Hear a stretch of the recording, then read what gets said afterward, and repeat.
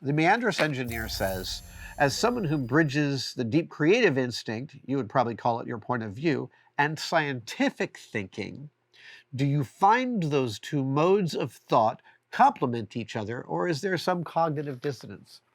I really appreciate you teeing up this question because I love this subject.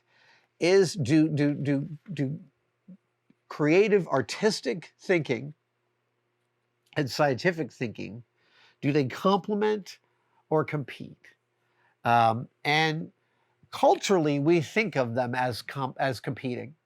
We think of creativity as loosey-goosey, and I put a bird on it. And scientific thinking, I'm like, we've got to do this thing exactly how we've laid it out. No, I know. You think of Jamie as scientific and me as nutty. And by the way, going to the other question someone had, within the Muppets universe, of course, Jamie is Dr. Honeydew and I am Beaker.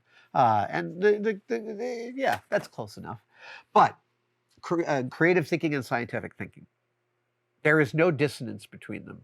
In fact, I will go farther to say that science and art, and by art, I'm saying that with a capital A. I'm talking about sculpture, the bronzes of Rodin, the burghers of Calais. I'm thinking of paintings, the paintings of, Bruegel, and also Manet and Matisse and Damien Hirst, and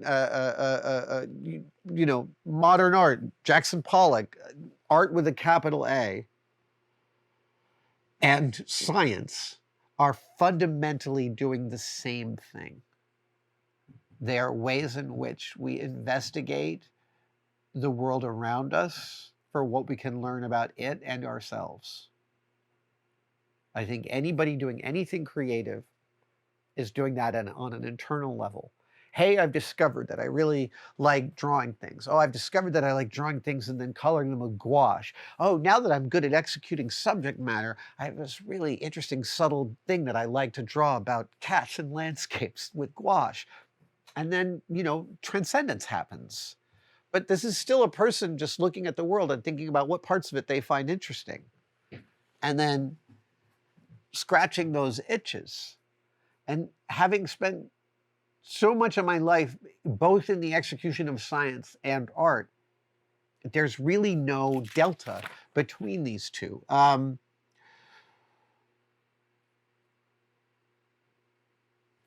I'll phrase it in a different way. Art and science are both ways to approach representing reality through different filters. Science seeks to represent a version of reality through experiment, but it is always reducing complexity in order to isolate experiment. There's a famous joke within science circles of a spherical cow, that science is always wanting to create how far could I throw that cow? Well, science is going to need to know the cow that you want to throw and actually, given all of its weird aerodynamics, let's just make it spherical for the purposes of figuring out how far it can go. So science likes to reduce complexity to experiment with specific parts of reality to understand them better. Aesthetics is nothing but the reduction of complexity towards the end of somebody wanting to see the thing they want to see. Writing is editing. I write too much and then I pull it back. Actually, my writing is really hilarious. I write backwards. Every time I set out to write something, I'll do that first stream of consciousness sort of, okay, there's everything. And then when I start to look at it, I realized I've made the most important point last. So I usually invert my entire writing structure as I write.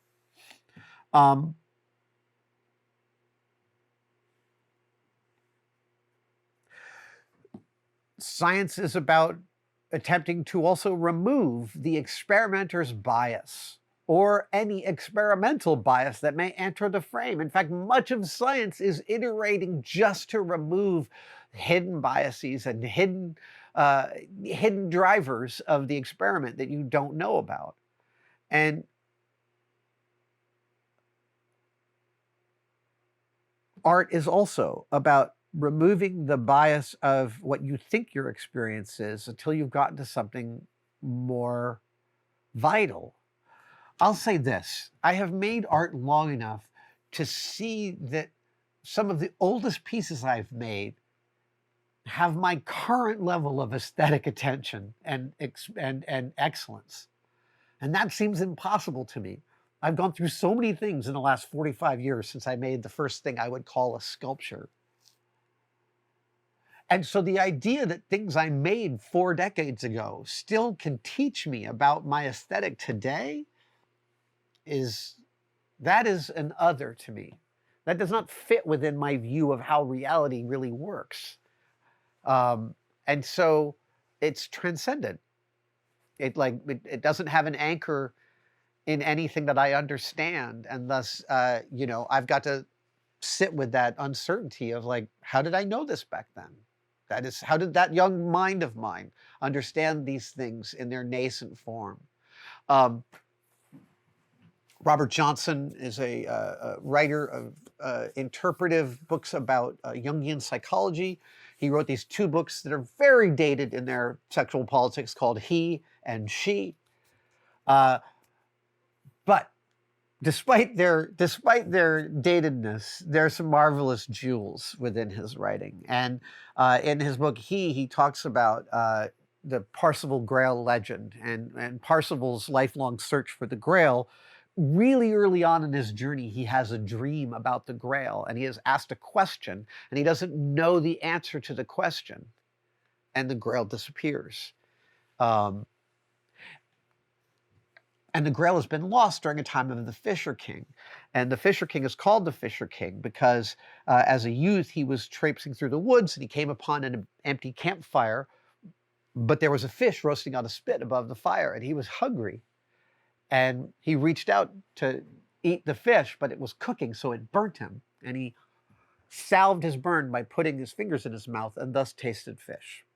That is why he's called the Fisher King.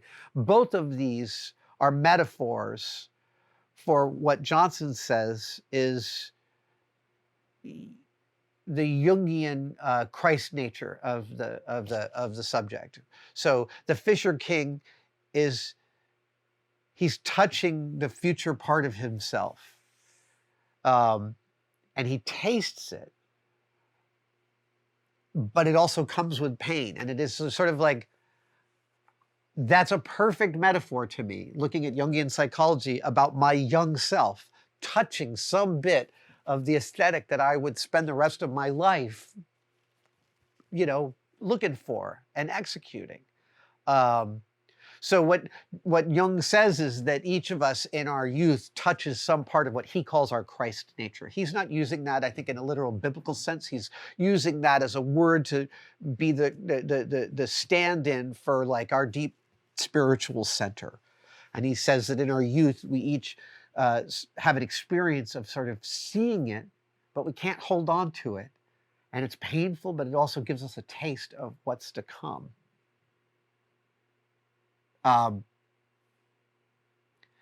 I think that, so the other thing is that art and science are not disciplines that have a predetermined goal necessarily. Like the scientist saying my experiment was a failure, which happens in every cartoon ever, is a ludicrous phrase, because for any real scientist, an experiment, even one that fails utterly, gives you the data of how not to conduct that experiment again, and all data is useful.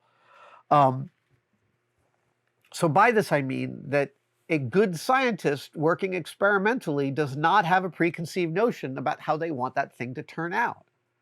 And so does an artist. So I think that culturally, a lot of people think of artists as like, oh, that dude, he makes things furry, right? Like, let's say there's an artist who puts fur on shit.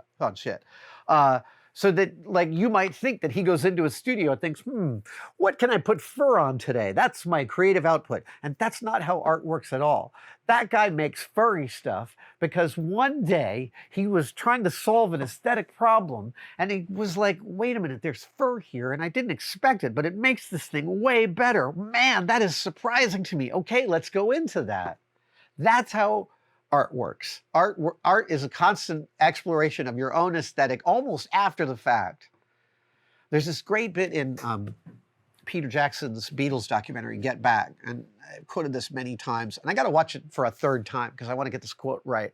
where George says we don't know what the album is going to be until it tells us. And then once it tells us, then we execute that.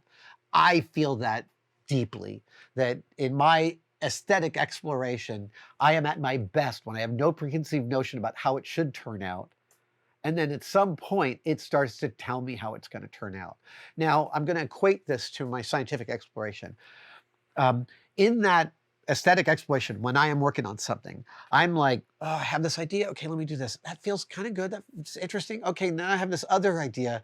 Okay, that's kind of good. That's interesting. And then there'll be this thing that comes in and I'm like, oh, I see it now. I see how it all going to go. Okay, this piece represents this. And now I'm zooming out and I'm feeling more expansive about how this piece could go. And that third aesthetic thing was the handle I needed to sort of shake loose the rest of the piece.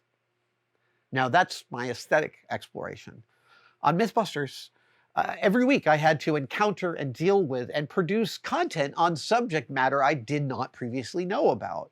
And in every case of research on Mythbusters, I would sit and take in the fire hose of information on this, let's say it's ducted fans, right? Okay, so ducted fans, they increase the amount of pull from a fan using the Venturi effect and their specific geometry. And I'm reading about their geometries and I'm reading more and more and more. And I'm thinking, okay, maybe if this is this improvement and this is this improvement, and I keep on sort of taking in all the information. And then at a certain point, and there always was this point, some little mailbox flag boop, went up in my head at a certain point of receiving the information. And I realized something like, oh, I can build that. Or, oh, that seems to me, what about this part? And honestly, every time my brain would go, what about this part?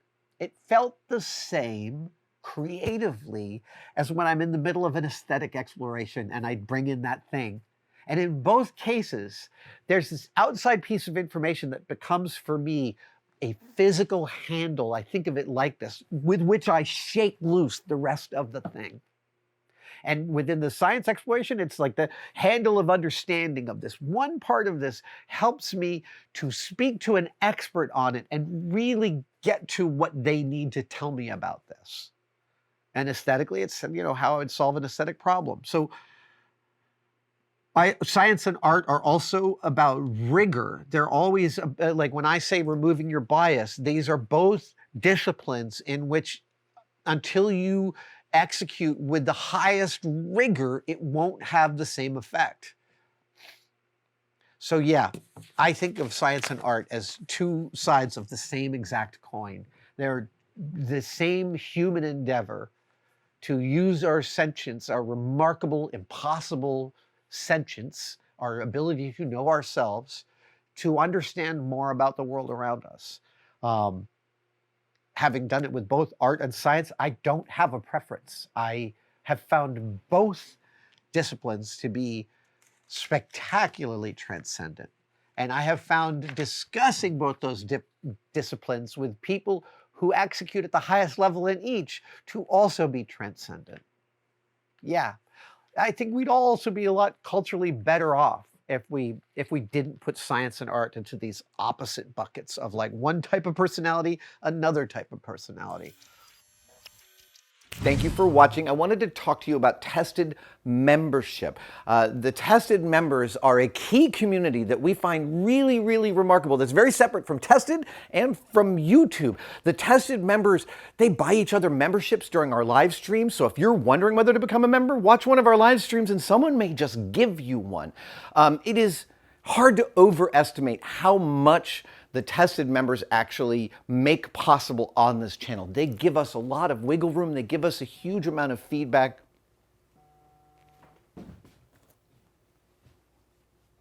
That's a member right now. Thank you so much for enjoying your membership. Description for everything you need to know. And for all the members out there, thank you, thank you, thank you.